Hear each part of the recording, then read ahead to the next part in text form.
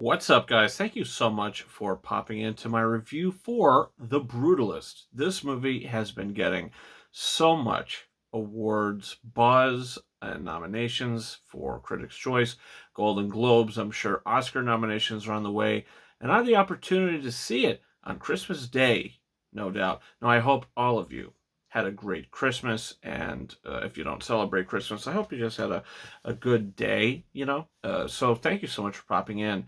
And this movie is co-written and directed by Brady Corbet and stars Adrien Brody as an architect who has escaped post-war Europe into the United States, and he's trying to make a life. He's trying to make a living doing what he loves. He loves architecture, and after a series of events, he gets to work for Guy Pearce in the film, who is a rich, evil guy. But I mean, the first scene that he's in, Guy Pearce, you're like, okay, this guy is pretty over the top. But he stole the movie for me. I thought Guy Pearce was fantastic. The way the story progresses in this movie is so unexpected. It's almost like a roller coaster. And this is a 3.5 hour film, and there's an intermission.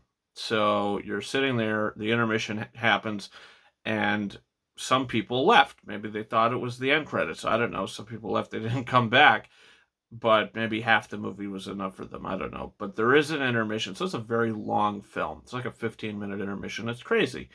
But this film is a knockout.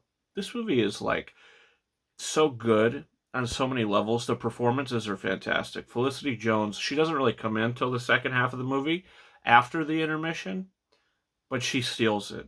And Adrien Brody is fantastic. He's probably gonna either win Best Actor or just come in second place. It's probably gonna be him, between like him, Ray Fiennes in Conclave, and Timothy Chalamet in A Complete Unknown. I think those are your top three for Best Lead Actor. So we'll see how that shapes out. But Guy Pearce as this guy, this rich man in this movie whose colors continue to come out throughout the movie.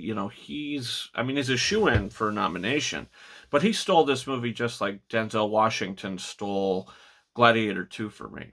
These supporting performances are really great this year, and he's fantastic in this movie. And Brady Corbet, the direction of this film, for a 3.5 hour movie, I was never bored. I was always so invested because the story continues to move. I mean, this is not a slow-paced film by any means. And if you're watching a 3.5 hour movie, you kind of hope that it's not going to be slow burn. This movie was definitely not slow burn. And I'm not going to say I was prepared for half of the things that happen in this movie, particularly in the second half. I mean, there's just some crazy things that happen in this movie that I was like, wow, I wasn't expecting that, but it was really compelling, and it was just really well done. The screenplay is fantastic. The way it looks, the way this movie's shot is great. The cinematography is beautiful. It's so immersive. I think the score sneaks right under your skin as well. This movie just kind of works on all levels for me. And for a movie that's about an architect, how interesting can you get? And I think this movie's not about architecture. It's about a man who loves architecture and what he goes through in his life, in the stage of his life. By the end of it was just kind of like a gut punch. Like, wow. I mean, how I probably could have watched another hour of this. I mean, that's how well put together it is. So, yeah, I'm so happy that I was able to see this movie. And when it comes to a theater near you, check it out. It is long, but if you're trying to, catch up on some of these awards type films, I think this is going to be one that you want to watch out for. And The Brutalist, this is a 5 out of 5 star movie for me.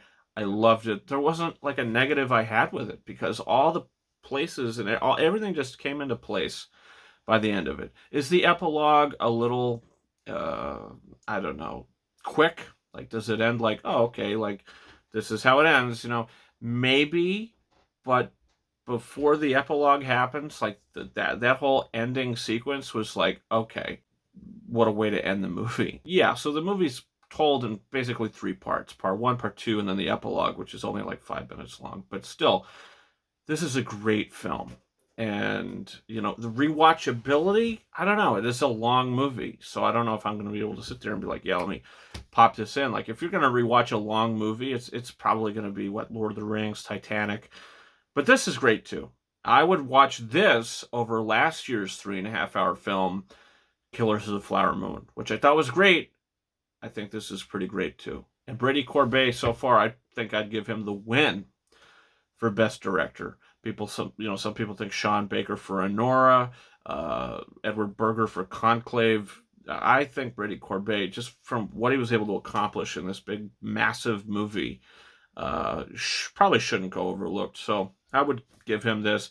And he also directed Vox Lux, if that's what's called. Natalie Portman movie came out a few years ago. I haven't seen that. But other than that, I don't think he's really directed many features.